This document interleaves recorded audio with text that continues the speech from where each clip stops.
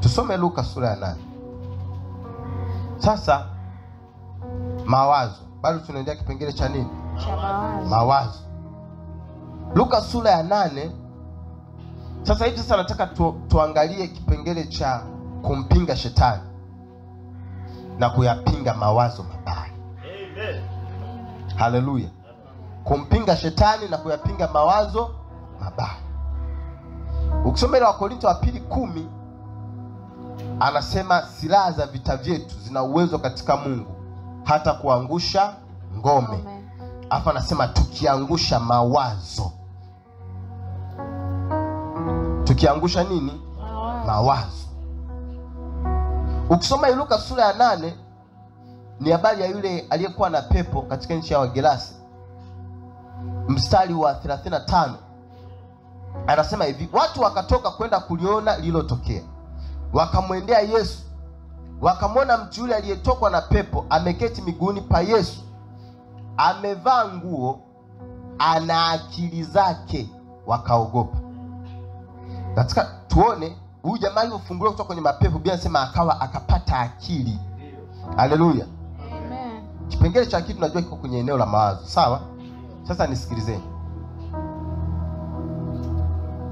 Shetani na mapepo yanapofanya kazi au yanapomwingia mtu, huwa kuna maeneo matatu. Mwanadamu, Mungu amekupa nafsi, roho na mwili. Mwili ndio huo unaouona. Roho ndio wewe mwenyewe. Yaani wewe ni roho. Nafsi ndio imebeba akili, ndio imebeba ufahamu, imebeba hisia, imebeba maamuzi, na hapo ndipo kwenye mawazo. Tuko pamoja watu wa Mungu? Amen. Sasa pepo linaweza likaingia kwenye roho ya mtu. Huyo ndio tunasema anakuwa amepagawa na pepo. Yaani pepo limempossess, limemvaa. Huyo kuna vitu, yani lile pepo linapo anakuwa hajui hata kinachoendelea. Kwa sababu yule pepo liko kwenye roho, na mara nyingi huyo ni mtu ambaye hajaokoka. Mtu ambaye hajazaliwa mara ya pili, hajajazwa Roho Mtakatifu, ndiye ambaye pepo inaweza likaingia kwenye roho yake. Nisikilizeni. Pepo linaweza pia likakaa kwenye mwili wa mtu. Hapo ndio kuna magonjwa. Magonjwa mengi huwa ni ya kipepo. Magonjwa mengi ni ya nini? Ya kipepo. Pepo. Kwa hiyo pepo linakaa kwenye mwili, alafu wewe unakuwa unasikia maumivu. Mapepo hivyo wakati mwingine ukikemea waga yalipuki. Ila ni nini? Ni pepo. Maumivu ya miguu.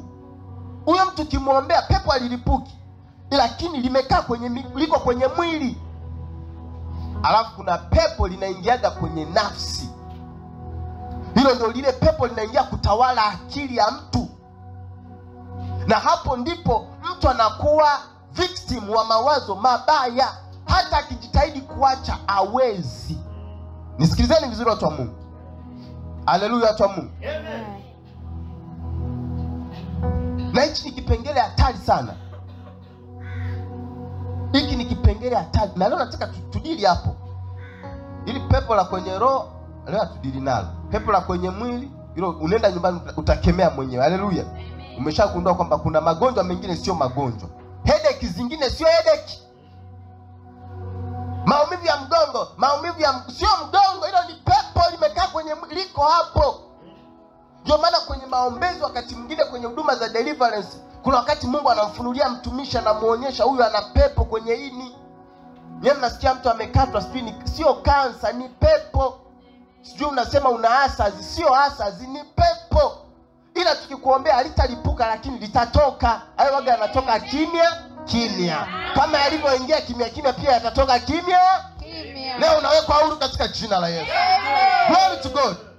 Amen. Sasa hii Wakorintho wa 2 sura ya 10 nataka nikuonyeshe vita ambayo tunatakiwa tuipambane. Anasema mstari wa 5, Wakorintho wa 2:10, tukiangusha mawazo na kila kitu kilichoinuka kijinuacho juu ya elimu ya Mungu, alafu tukiteka nyara kila fikra ipate kumtii Kristo. Alafu kienda Yakobo 4:7 anasema mpingeni shetani. Sasa wengi Ngoja nikwambie mtu wa Mungu, ukitoka kwenye ibada hii, kama kuna eneo lifuatilie, unahitaji ujue kumpinga shetani, ni eneo la kwenye nini? Mawazo.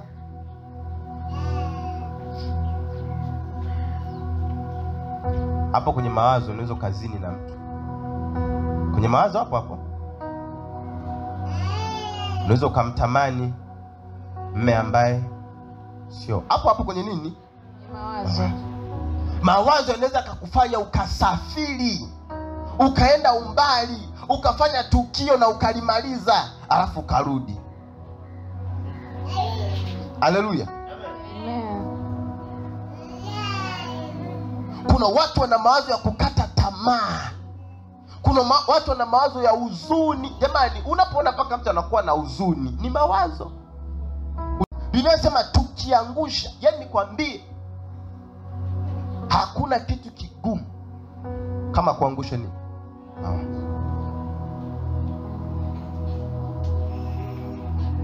Watu wana mawazo ya aina fulani yalishagakaa. Hasa hapa kwenye mawazo kuna mawazo ya aina tofauti tofauti. Kuna yale mawazo mabaya, mawazo ya dhambi, mawazo ya kumwazia Mungu mabaya. Kuna yale mawazo yanayokufanya ubaki kuwa maskini.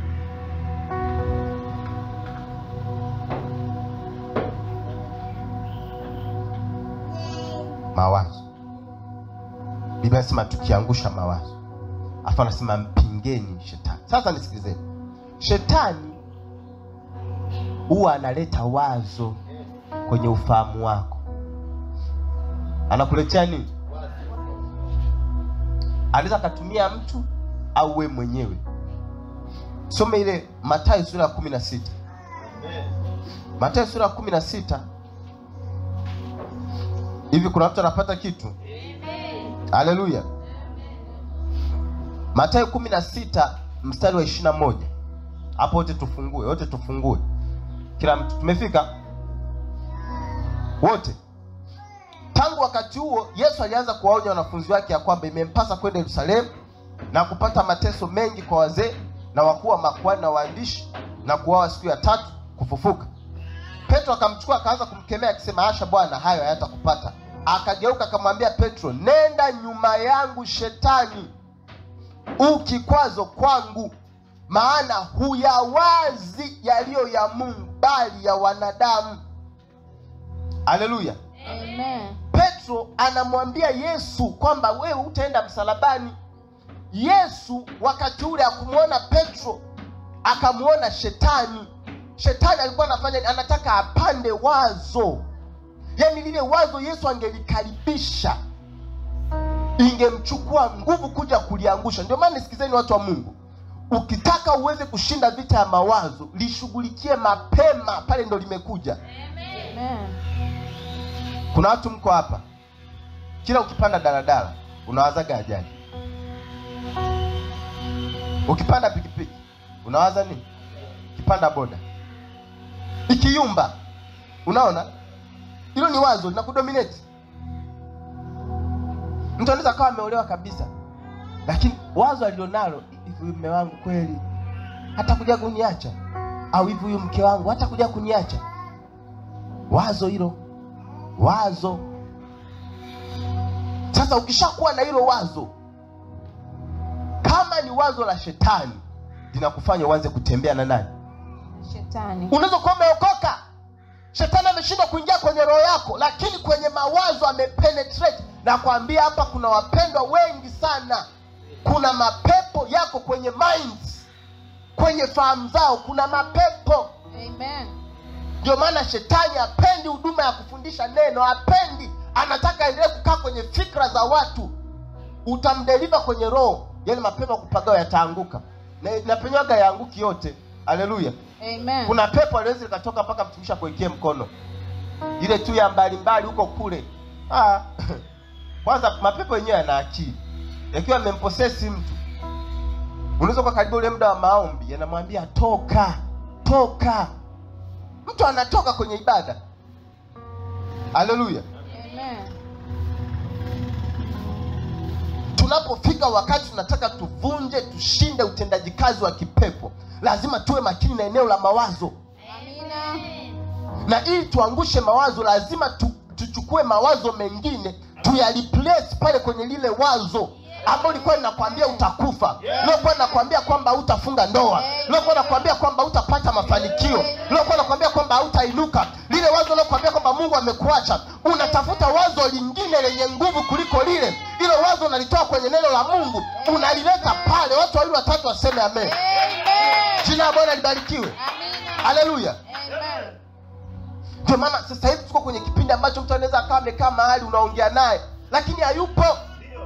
Unashangaa unaweza kuongea mtu anakuuliza, hivi ulikuwa unasemaje? Kwenye mawazo kuna mahali ameenda. Haleluya. Nataka wiki unapotoka kwenye ibada hata kucontrol mawazo yako. Amina. Haitapita muda utashangaa majibu uliokuwa unasubiri kwa muda mrefu yamejibiwa. Kuna vitu watu mnalala mnaviwaza, kumbe ni vya shetani. Yaani wewe ngoja niwaambie na watu wa Mungu. Ndio maana jifunze kuwa busy. Jifunze kuwa busy. Usipende kukaa, yaani unakaa tu huko idle. Kuna mawazo yatakushambulia. Ukiona una cha kufanya, njoo hapa kanisani omba.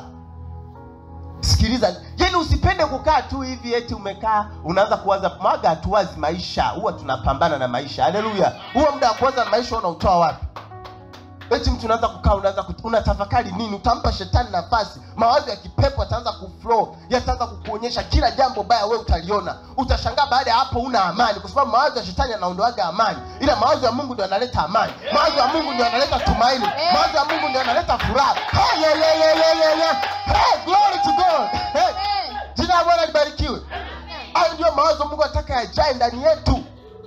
Alafu yakijaa tunaanza kuongea. Unaanza kusema Bwana ndiye mchungaji wangu, sitapungukiwa na kitu. Unasema nitaishi wala sitakufa. Unasema mimi ni kichwa na sio mkia. Unasema Bwana ameshanijibu. Ile kazi ni ya kwangu. Ile kazi ni ya kwangu. Hii ndoa ni ya kwangu. Katika jina la Yesu.